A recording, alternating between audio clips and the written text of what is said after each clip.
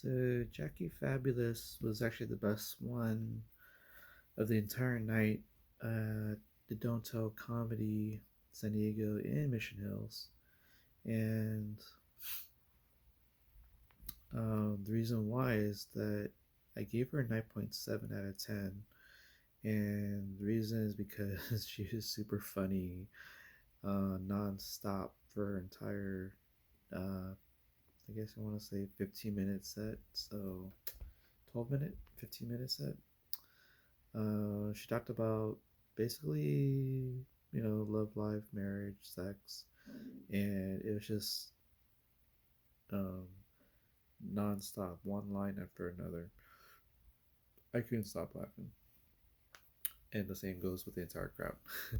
So I'm glad I got to see Jackie Fabulous for the first time, and she's doing pretty well.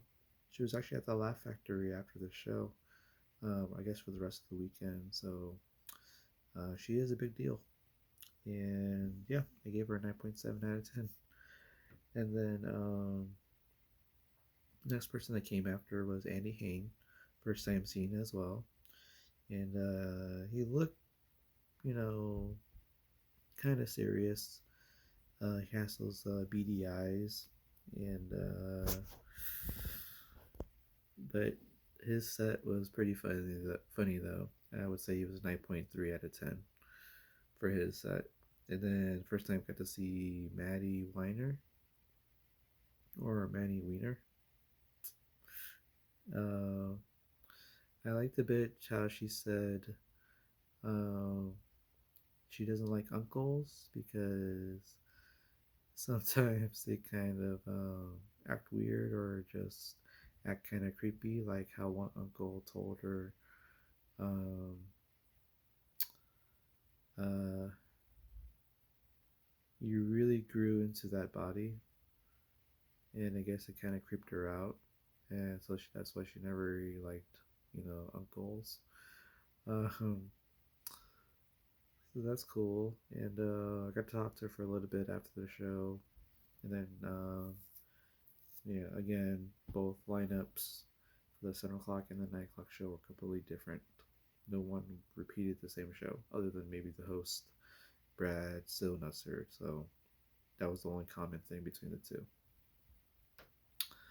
Um, so Maddie, I want to say I want to give her a 9.1 for her set at the Don't Tell Comedy, and then the headliner of the 7 o'clock show.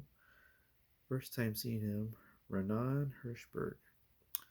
That was pretty funny. Um, I'm trying to remember if there were probably maybe one or two times that he might have to slow down, and it didn't. It was waiting for, I guess, people to kind of catch their breath from laughing from a previous joke or two. But overall, it was super funny, and I would say I would give him 9.5 for his set as a headliner, and um, honestly, this entire lineup pretty much hit it out of the ballpark. So it was probably the best lineup I've seen for a comedy show in San Diego or LA, actually. And that's usually kind of rare because you usually have someone who bombs on the lineup, and then the rest of the lineup does pretty well, or half the lineup does well. But in this case, from what I expected out of a Don't Tell Comedy lineup, everybody did pretty well. Everybody hit a home run out of the ballpark, and any of these people could actually headline any show if they weren't together. So, great show overall. And I was about to leave, and I already had some photos I needed already. Although I kind of wanted to talk to some more of the comedians, but they I guess they had to leave already, and I couldn't find them anyway. So as I was about to leave, Jay Bode, I talked to him and told him what I thought of the show because he asked for my input, and he asked if I was willing to stay for the 9 o'clock one. So I said, yeah, for sure. So I stayed, and I went and stayed for the 9 o'clock one, and um, So for the 9 o'clock one, same host, Brad, still Nutzer. Um, again, it's at 8.7 for his comedy. And then he introduced the first guy after him. It was Mal Hall, and I just saw Mal Hall at the I believe it was the Ube World show hosted by Mikey Perry at the Mic Drop not too long ago, and I got to see him basically be the first comedian for the 9 o'clock Don't Tell Comedy show in Mission Hills, and mostly the same stuff I've heard from his previous set, and he kind of did it mostly for this one, and it's still funny. I would say Mal Hall was a 9 out of 10. The next person was Mace Galoni. I actually talked to him before he went up for his 9 o'clock show, and I'm glad I got to see his stand up because he was super funny as well.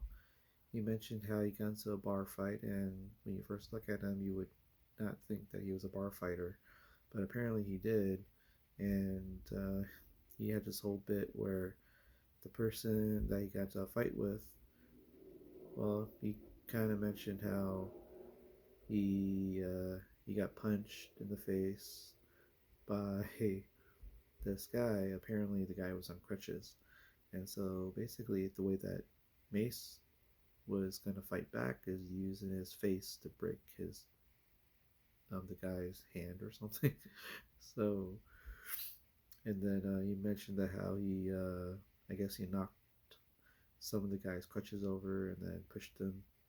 So, you know, and he kind of made a big joke how, wait, I'm not the villain here. The guy who attacked me is the villain. So that made a lot of people laugh. So I like his set. I like his comedy set. So I I would say his comedy that night was a 9.3.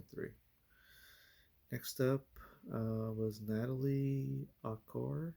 First time seeing her. I guess she was coming from New York as well, but she has a background from, I guess, either Russia or uh, yeah, either Russia or I guess some parts of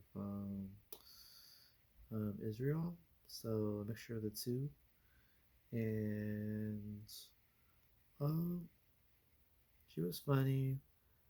Um, I would probably give her comedy from that night an 8.9 out of 10.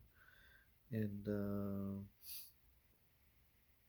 next person after her was JC Carais, and I actually got to see him before at Josh Nelson's show at the Backyard Kitchen in Pacific Beach as part of the PB Backyard Comedy production. So I actually got to fully appreciate his set this time because I may have not remembered everything from his previous set when I saw him before at the Backyard Kitchen, but the fact that I was pretty much close enough to really fully appreciate his comedy set, and he got a lot of people laughing, and I'm glad that I got to see him again. And I would say his comedy was a 9.6 out of 10. So he is one of the funniest here in San Diego to perform in San Diego from what I've seen so far. And then afterwards, we got Aaliyah Rudick, and she was funny too. And she had a big funny thing about her husband being a groomzilla and how she is as a bridesmaid or as a bride. And she mentioned how, as I guess either as a bridesmaid or being out with the girls that, you know, um, she didn't want to be in anyone's way. And she mentioned how, if she couldn't sleep in one of the bedrooms, she'd be willing to sleep on the sofa or the trash cans in the front porch. So um, that made a lot of people laugh. And overall, um, I would say her comedy was a 9 out of 10. And then you got your 9 o'clock headliner, Zach Zimmerman. And guy was super funny. He mentioned how there was a book um, where the author used his name as his fictional character, but the thing is, the character where the author used Zach Zimmerman's name apparently had sex with a dolphin, and um, that was super funny because uh, you know, when you look up Zach Zimmerman, there are only like maybe two comics in the entire world who has that name, and Zach Zimmerman was right there in front of all of us, and apparently there's another one somewhere else in the world, and apparently there is a fictional character by the name of Zach Zimmerman, where some author wrote that this character Zach Zimmerman had sex with dolphins. So he was telling all of us that the true story is the author probably had sex with dolphins, and then projected onto a fictional character by the name of Zach Zimmerman. So that was pretty funny. And given that, I actually thought Zach Zimmerman's comedy that night at the Don't Tell Comedy San Diego in Mission Hills a 9.5. Um, it's really fun going to Don't Tell Comedy because for me to be exposed to 12 different comics that I may or may not have seen before being put together, and knowing that any of these 12 comedians could headline any show out there, but the fact that they were all grouped together made this a super amazing show. And I would say, for the most value for your money and time, I would say going to a Don't Tell Comedy show is your best bet, and it's going to be the best show you would see in comedy if you want great comedy from the start to the end. It's probably better than any show I've seen in San Diego, much less LA. So, um, you know, that's my 2 cents about that. And I would say going to a Don't Tell Comedy show is so worth it. Um, and it's the best out there, really. And you can bring your own food and drinks. There's no drink minimum. And if you feel like tipping any of the comedians, they will give you a list of who the comedians were on the lineup, and do what you will with that information. So, and I got to talk to some of them after the show, so I got some pictures. So, if you guys ever go to my Instagram account, and you'll see I have a whole bunch of comedians on my Instagram page. And of course, when you go on there, you're going to see a link to my Spotify podcast where you can make a small donation and you can like and subscribe as if you want to. Any donation, if you do make a donation, is fully appreciated. I just need more listeners on Spotify, so get some paid even more for this podcast. So, and same goes for this YouTube one, where you just like and subscribe, and so YouTube will eventually see that I have some followers or listeners uh, who basically appreciates I talk about comedy, sports, and food. So yeah, all right. So next time I talk to you guys, I'm gonna talk to you about the NBA playoffs and the food I've had recently, and UFC 287. So look out for those episodes, and talk to you guys pretty soon. All right, guys. Let's get ready for a brand new week. Um, I am going to a comedy show on Friday, April the 14th. It's going to be at the Haven on 30th, produced by Natasha Collier and Kylie Troop. Can't wait for that show. And hopefully it does not flood that day, because I was supposed to go last time to a show and it was flooded and I couldn't find parking and I missed the show, and I don't like that, but you do what you gotta do. Alright, guys, this is Tiggy Maximus. Talk to you guys later. Have a fun week. Be safe. Have some good food and good company. Alright. Booyaka!